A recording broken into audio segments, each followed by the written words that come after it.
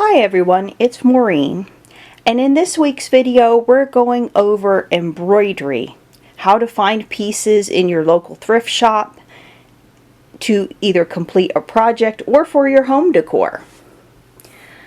And I wanted to show you a few different ones that I happened to locate over the past few months. This particular one is a handkerchief. We have French knots for the actual blooms themselves, and a lot of running back stitches, split stitches, and satin stitches for the embroidery itself. Now this one, here's the back of the embroidery, so you can tell that somebody definitely took their time making it.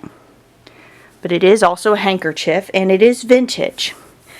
Now with vintage pieces like this, I mainly use them for home decor. I don't try to use vintage pieces in any of my clothing or costuming, just for the sake that those pieces that I use for clothing, costuming, historical reenactment go through a lot of abuse.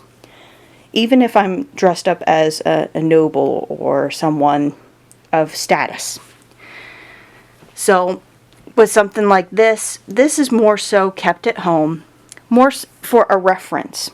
If you like to think of it maybe as a vintage embroidery collection, it's definitely something I'm looking at getting started. Having storage space is important if you're not necessarily keeping these out on display. These actually are on my dresser that I have out every day, so these bring me joy every day when I see them. So that's this one. Now this one folded up here actually is more like a kind of like a doily or a tablecloth, so to speak. But it's all embroidered. So we have these beautiful daisy-like flowers. This is like a cotton. The embroidery is silk. The embroidery on the other cotton was also silk. And I have to tell you, it's very rare to find silk embroidery in good shape. It does hold up pretty well. Even this edge is done, the scalloped edge is done in silk varying stitches. It is just beautiful, it is shiny. I'm not sure about the color fade on this over the years of how bright the green was to start with, because I didn't discover it till recently. But that is something that when you're creating a collection of embroidery that you want to take into consideration, is that if you have it out, it may fade. Or if you're worried or want to preserve it, that's kind of a different topic. Although I would recommend taking a look at Abby Cox's channel about preserving clothing and textiles. She goes into she has a video about storage boxes, which comes in quite handy.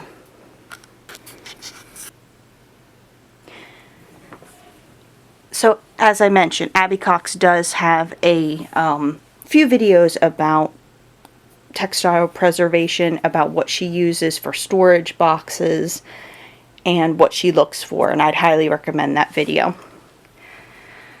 Now, this isn't necessarily embroidery, but what I love about this particular piece is I also do weaving. So for me, having pieces that are woven are also important, because I not only have embroidering since the age of 7, I've been weaving more recently, and having examples of different patterns would help me chart what this would look like, and then possibly be able to reproduce it at some point in time.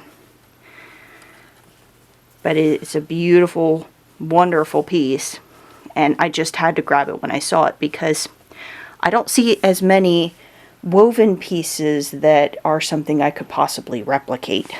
This would take some practice, but I think this motif would be fun. So, and there's other motifs on this that would be interesting. These are the two that I'm the most excited to share with you. This is a silk background, and it's even actually labeled up at the top here. So let me turn this around here. There we go. Now it mentions at the bottom here it's a Glossilla rope, And it's giving a series of numbers down here at the bottom. So I'm not sure if that is stitches per inch or some other metric. But it's mentioning N4000 Glacilla rope. But when I saw this piece, get this all the way in frame here. There we go. I was just astounded because this is what I would call a traditional Victorian ribbon motif with a floral wreath in the middle. And then you also have floral accents on the sides. And I just looked at this and I said that would be the most beautiful Victorian pillow that ever existed. And the great thing about this is there's a lot of material. Like, this is where the embroidery is just on half of the material panel. There's more material on the back. So I could create this into an entire pillow covering just by stitching the edges very gently. And then putting a pillow insert. What I would be careful though with the pillow insert for this, and I could create it to size, is making sure that it doesn't put the material under too much stress.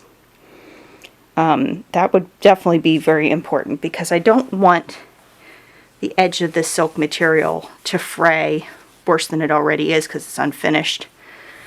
I want it to be able to hold up over time. And I also don't want it to be a pillow that somebody's leaning up against. This would be something that I'd like to probably store away, to be honest with you. But that's at least one idea that I have for this particular panel, and it is just gorgeous. I love the colors. The colors look accurate to the period, and the design being Victorian. And in that same stall, I found this particular panel, which I found. Now this is not as in good shape as the Victorian one, but I kind of love, I think it looks like milkweed flowers almost, is what it makes me think of. And it's just a single panel, and it looks like it has faded pretty significantly compared to the back.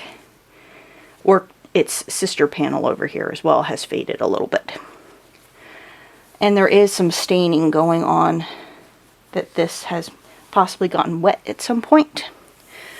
But a beautiful example of French knots creating a design, satin stitch, and this is raised, so this is satin stitch over a ground underneath it to make it a bit more raised. And then satin stitch in the rest of the leaves. So a very good example of technique, a fantastic design, and it looks like there was silk backing on this here too that is sort of disintegrated. So this might be a piece that would do better instead of being created into something.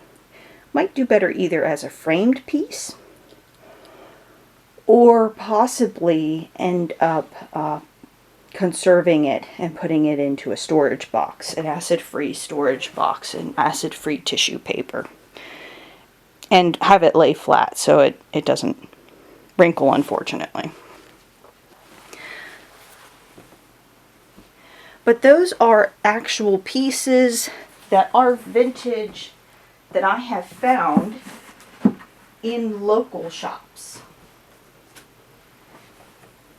And I'm, to be honest with you, really darn lucky to have found them. These pieces cost me about like 30 to 50 bucks a piece. The Victorian one was more than the milkweed one.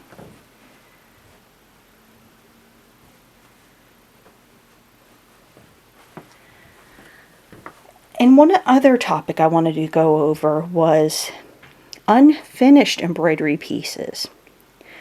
What to look for, what you find interesting, what you know you're able to complete or not. Now this one might be a little bit more difficult to see, possibly. The bottom says Quentin Matsis, 1486, a pawnbroker and his wife, and it's based on a portrait painting. Now, I can't remember the artist right off the top of my head. However, it's a fairly significant portrait painting from medieval times. And what I find interesting is whoever had embroidered this did a great job on the faces and on the hands and the detailed book and some of the items that are on the table, but on the background they sort of haphazardly went through, and there are gaps and spaces in the background of this piece. It wasn't mounted or framed, and I think it's a bit of an injustice because there's beautiful reds in her outfit, there's beautiful greens in his outfit from the portrait painting that are not being shown here because of the technique that was used just to fill in the background. Items on the shelf like this bottle, this plate, a bit of fruit, some other, I think that's maybe a book, and then some other items on the shelf are in more detail and are truly finished compared to the background itself. So what my goal is, I have extra wool from embroidery projects I've done in the past, and I'm going to color match. I'm going to delicately fill in the background, finish this piece, and then have it framed. So my goal with this is to have it framed and then be able to enjoy it in my sewing space. Or at least that's the goal. Find a way of hanging it up in the basement down there. Or somewhere where it won't get too dirty. Basement is a little bit dirty, unfortunately. But if it's hanging up, maybe not so bad. But it should be enjoyed. And you can tell the original artist put a lot of work into this piece. And the back isn't too bad. But it is sort of all over the place. And you can kind of see the areas that were very carefully worked, and then everything else that was sort of just haphazardly filled in. We got to fix that.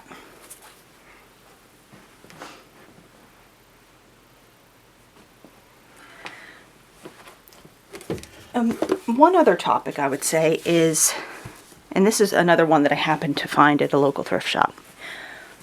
When you are looking for pieces that are either in process, or you find a piece that's in process and you fall in love with it, there's a few questions you should be asking yourself.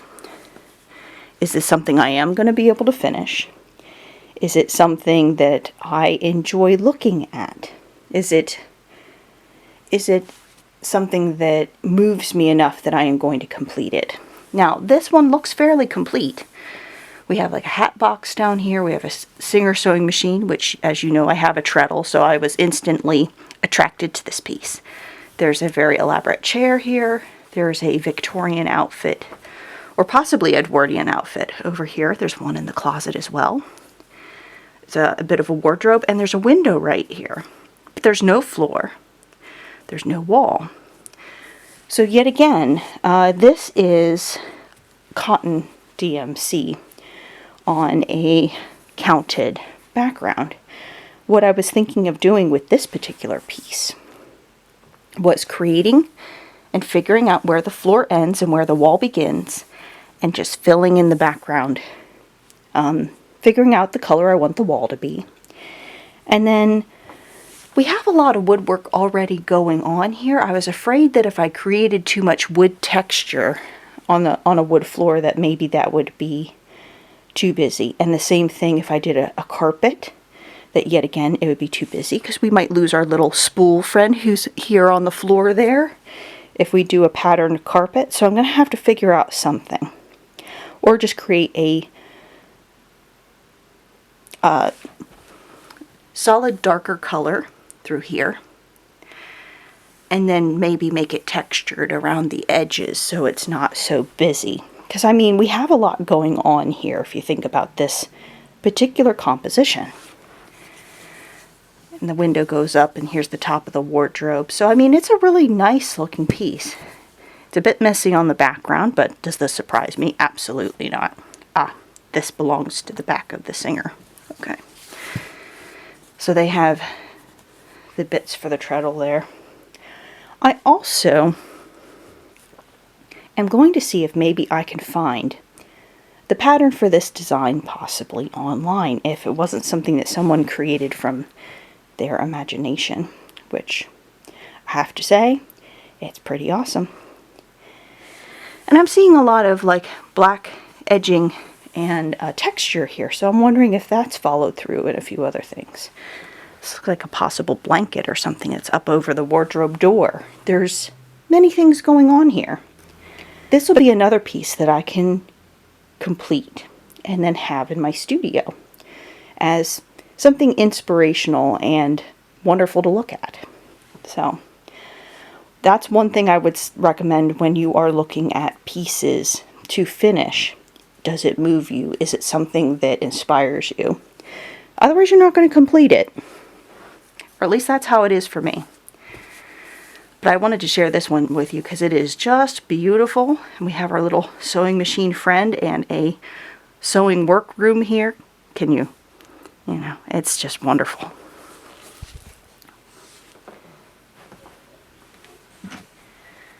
And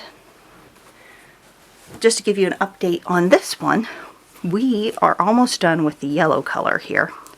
So the yellow color in the leaves. I still have to finish some of the acorns yet, but we are on the home stretch with this particular project, and this is a tablecloth that I am going to use for SCA events. We haven't been doing very many in-person events with the Omicron variant, so I've just been working on projects, and I will have to eventually get some of my kirtles done. I have a few kirtles that still fit, so it's not like I don't have any that won't work. There are some that'll be fine. But I do want to create a few more that are the appropriate size for me, that are nicely fit, and don't squeeze too much in the middle because that's not very comfortable. But let me just show you. That's what it'll look like when it's done. I still have these acorns on the edge because this is my work continuing out. Let's see here if we can. And I still have to create the interior bits of these yet, but it's almost done. It's really looking beautiful and pretty put together for the most part. But this would be, besides Dorothy, my doll, definitely another pandemic project. It took a while. And this was also yet again a piece that I found at a thrift store. I fell in love with it. I'm almost done with it. So you have to be inspired by these pieces that you get. Otherwise they're just going to sit in your UFO bin for a very long time. Okay. And this is a recent one that I found. What I love is that it comes with the wool, which is fantastic, and lots of very bright, happy colors. We are in the middle of winter, so this is a nice spring project. And the middle is already complete. It says, "Friends are flowers in the garden of life," which, yes, they are.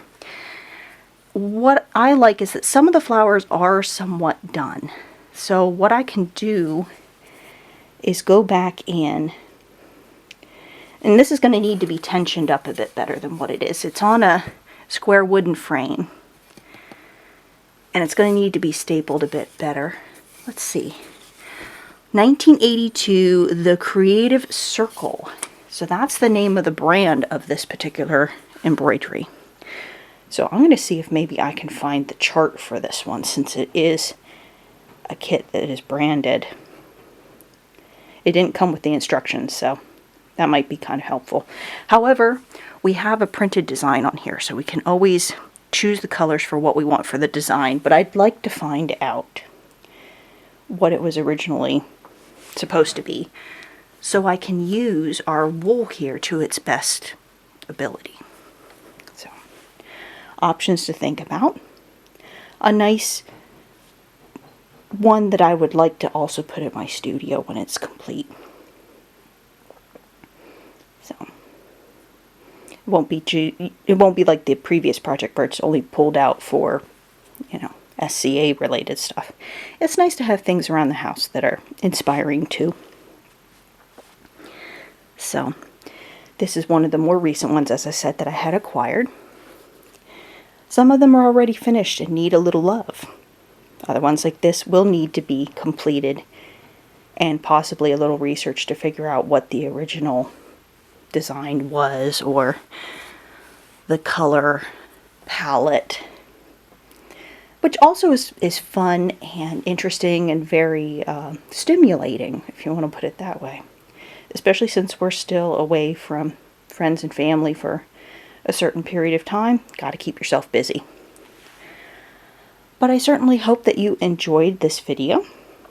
If you did, please consider liking this one and possibly subscribing. I upload every other Friday. When you click on the subscribe button, if you want to be notified by YouTube when I upload, make sure to click the bell icon and select all, so you'll be notified when I do upload. I certainly hope that you find something inspirational to do for your week. Of course, if you have any questions, you can leave them in the comments or send me a message on my Instagram, which is also in the description box. And I look forward to seeing you in my next video. Bye!